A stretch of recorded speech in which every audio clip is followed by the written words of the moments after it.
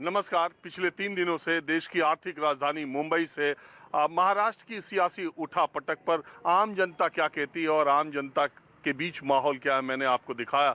अब मैंने तय किया कि शहर से बाहर निकल के ग्रामीण इलाकों में, कस्बों में जाकर पता किया जाए कि ये जो उठापटक हो रही है, ये जो पार्टियों में टूट फूट हो रही है, ये जो एनसीपी शिवसेना असली हम है, हमारे पास विधायक कितने हैं, इसका महाराष्ट्र की ग्रामीण जनता, कस्बों की जनता, छोटे जगहों की जनता पर क्या असर है और इस सियासी उठापटक से माहौल क्या है, जानने के लिए मैं मुंबई से दूर ठाणे जिले में शाहपुर एक तालुका है जो कि इस जिले का सबसे बड़ा तालुका है, उसके देखिए तहसीलदार का जो दफ्तर है वहीं से मैंने सोचा शुरू किया जाए। एक जानकारी आपको दे दूं, ठाणे शहर में ठाणे जिले में कुल 18 विधानसभा सीटें हैं। जब पिछली बार 2019 में विधानसभा के चुनाव हुए थे तो इन 18 विधानसभा सीटों पर 8 पर शिवसेना, 5 पर भारतीय जनता पार्टी यानी युति को 13 सीटें मिली थी और 5 सीटें दूसरे को मिली थी, जिसमें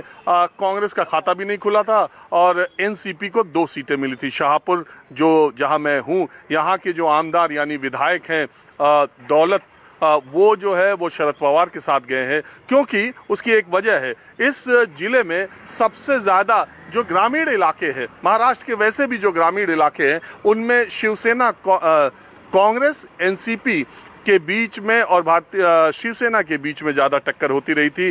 शहरी इलाकों में भारतीय जनता पार्टी का दबदबा है, लेकिन ग्रामीण इलाकों में एनसीपी और कांग्रेस मजबूत रही थी।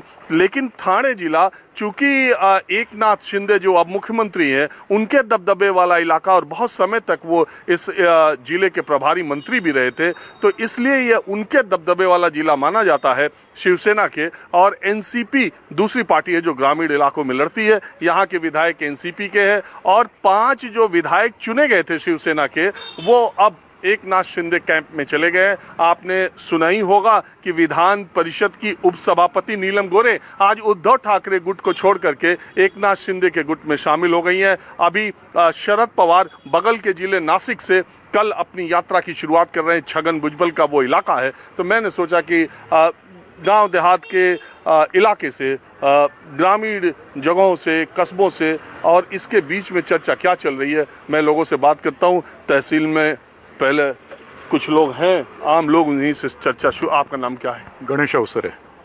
आपका? नंदू कुमार देशमुख। मैं आया ये जानने के लिए कि ये जो हो रहा है महाराष्ट्र में, तो गांव देहात के लोग, छोटे कस्बों के लोग क्या सोचते हैं इसको लेके? नहीं, जनरली आदमी, सामान्य लोग जो है वो लोग इसको पसंद ही नहीं कर रहे हैं, क्योंकि ये जो चल रहा है, हम लोग जो चुनाव में सबको वोट दिए हैं और हमारे वोट की वजह से वो लोग हर पार्टी, हम लोग वो पार्टी से है। मैं तो अभी समझो प्योर कट्टर शिवसेना का हूँ। पार्टी से हूँ, मैं समन्वय हूँ शाहपुर तालुका, और मैं मेन बीकेएस का लीडर रह चुका हूँ। भारतीय कामगार सेना का 97 तक मैंने काम किया है मातोश्री और थाना डीके साहब के ऑफिस में। हम लोग तो उनके घर के, हमारे ब्लड में भगवा है। लेकिन जो कुछ हो रहा है, शिंदे साहब तो, हम लोग शिंदे साहब के पास कभी गए ही नहीं, हम लोग का उनका कभी जमा ही नहीं। अरे भैया, आप तो ये शिंदे साहब का ठाणे जिला है, पूरा दबदबा हमारा नहीं जमा, हमारा उनसे नहीं जमा। हम लोग मातोश्री से बंधे हुए, हम लोग का हमारा मंदिर मातोश्री है और हम लोग मातोश्री बंधे हुए हैं। मेरे पापा यहाँ के मेन लीडर थे अवसरे सर करके, जिन्होंने शिवसेना बनाई, 265-270 शाखाएं खोली, लोगों का गली गली खड़े कि यहाँ की शिवसेना पर तो पूरा कब्जा एकनाथ शिंदे ने कर लिया। एकनाथ शिंदे जी का कब्जा होगा ना, हम लोग के ऊपर तो नहीं है ना। शिवसैनिक बंधा हुआ नहीं है किसी का, शिवसैनिक भगवा का बंधा हुआ है। ये तो समझो किसकी मजबूरी हो जाएंगे एकनाथ शिंदे के पास, जिसकी मजबूरी नहीं हो क्यों जाएंगे? तो भगवा कहाँ है? तो कांग्रेस एनसीपी के साथ भगवा वाले चले गए। नहीं, वो तो चले गए, तो उस टाइम मजबूरी थी ना। बीजेपी वालों ने जो शब्द ये दिया था, हम लोग पढ़ रहे हैं, अपन तो इतने बड़े हैं नहीं, लेकिन अमित शाह जी ने जो कमिटमेंट की थी, जो उद्धव जी बोल रहे, तो हम उद्धव जी को मानेंगे ना, हम उनके आदमी हैं, वो बोलेंगे हमारे लिए वही मेन है। आज के हालात में अगर चुनाव हो जाए तो उद्धव जी मजबूत हैं, एकनाथ शिंदे? शिवसेना की बात करें? नहीं, शिवसेना की बात करें तो हम लोग का शिवसेना उद्धव जी का ही सीट आएगा। तो उसी पार्टी के तो नहीं, इसलिए नहीं, जनरल पब्लिक भी शिवसेना को ही वोट करेंगे, क्योंकि उद्धव जी ने जो कोरोना काल में काम किया है, कोरोना फैक्टर में 2 साल गए और ये लोग बोल रहे हैं तो फाइल खुल गई उनका। तो खुलने दो ना, सबकी खुलेगी ना। अभी करना है, देखो, जिसको अपने को बदनाम करना ही है। अभी मुझे आप बदनाम करना चाहोगे तो मुझे, आप मेरे हर वीक पॉइंट को पकड़ के आप मुझे फंसाओगे, तो ये मीनिंग, ये राजकारण है, ये नीति जो चल रही है, इसमें सबसे बड़ी बात है ना, भुगतेगा एक ही आदमी, देवेंद्र फडणवीस। भुगतेगा एक ही आदमी, देवेंद्र फडणवीस, क्योंकि गलत आदमी है।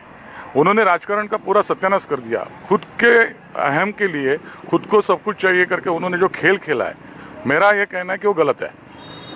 अच्छा, एक बात आप बताइए, अब इस जिले की बात मैं करता हूँ। शिवसेना मतलब शिंदे गुट और ये एनसीपी, यहाँ तो लड़ाई एनसीपी और शिवसेना में इस जिले में से एनसीपी, मैंने कांग्रेस थी, कांग्रेस के बाद एनसीपी थी। मेरे दादाजी एनसीपी के उस टाइम कांग्रेस के मेन जो हमारे खासदार थे देशमुख करके, उनके साथ के थे। मेरे पापा ने कम से कम 50-55 साल करके उनके साथ जो इधर जो यार आपके खानदान में लोग एनसीपी, कांग्रेस में भी, शिवसेना में भी, ये क्या बाद में हुआ ना, आप समझे नहीं ना। पहले तो घर वाले पलटे। मैं तो वही तो बता रहा हूँ ना, दादाजी उस टाइम जब कांग्रेस थी, इंदिरा गांधी फॉर्म में थी, तो लोग उसके पास जाएंगे ना। इंदिरा गांधी ने उस टाइम में अच्छा काम किया तो लोग उसके पास जाएंगे। ग्रामीण इलाका था, यहाँ कोई सड़कें नहीं थी, कुछ नहीं थी। 95 में जब युति सरकार आई, उसके बाद ये तालुका का डेवलपमेंट हुआ है। तब तक यहाँ कुछ नहीं था। रूरल एरिया में सड़कें नहीं थी, पानी की आज भी प्रॉब्लम है ही ना। हालांकि हमारा तालुका, मुंबई जीती है हमारे तालुके के ऊपर। हमारे यहाँ से 3 डैम है जहाँ से पानी जा रहा है। हमारे डैम वाले को आजू बाजू में पानी नहीं है, कौन क्या देख रहा है? बीएमसी जो पैसा दे रही है उसका हिसाब कहाँ है? हर ग्रामीण इलाका। तो आप ये बताइए मेरे को, इस इलाके में, ग्रामीण इलाकों में, जैसा मैं जानता हूं कि एनसीपी और शिवसेना की टक्कर होती रही थी। बीजेपी तो मान लो ग्रामीण इलाकों में, शहरी इलाका हमेशा होती थी ना। अब वो दोनों एक तरफ चले गए। अजीत पवार के लोग भी, हालांकि यहाँ के विधायक तो शरद पवार के साथ हैं, कह रहे हैं। नहीं, वो तो रहेंगे ना। एक्चुअली कैसा होता है, मैं वही तो बता रहा हूँ आपको। शरद पवार जी मेन है, वहाँ मातोश्री मेन है। भले एकनाथ शिंदे जी भले अलग हो गए, लेकिन हम लोग तो मातोश्री को ही मानेंगे। वैसे जो मेन कार्यकर्ता है, जो फाउंडर है, वो अपना नीलम गोरे उपसभापति थे, फाउंडर नहीं है ना सर। आप समझो ना, हम लोग का ब्लड में पीढ़ी टू पीढ़ी मेरे पापा ने इतना किया है, आपको पता ही नहीं। जो आप तो दोनों पार्टी का बता रहे हैं, कांग्रेस का भी और शिवसेना का भी। नहीं, आप समझे नहीं मेरी बात, कि जिस बात से उस टाइम ग्रामीण इलाके में जब कांग्रेस थी, जब पंजा था, उसके पहले गाय वसरू थी, तब कांग्रेस थी, क्योंकि उस टाइम इंदिरा गांधी ने बहुत अच्छा काम किया था। अभी उसके बाद में जब बाला साहब, आप तो बहुत ज्यादा राजनीति का जानते हैं, ये युवा लग रहे हैं, आप इनकी बात से सहमत हैं कि नहीं? नहीं, कैसे हमारे यहाँ पे अभी 2 पार्टियां चल रही है, एक राष्ट्रवादी कांग्रेस, एक शिवसेना। दोनों टूट गई, दोनों टूट गई।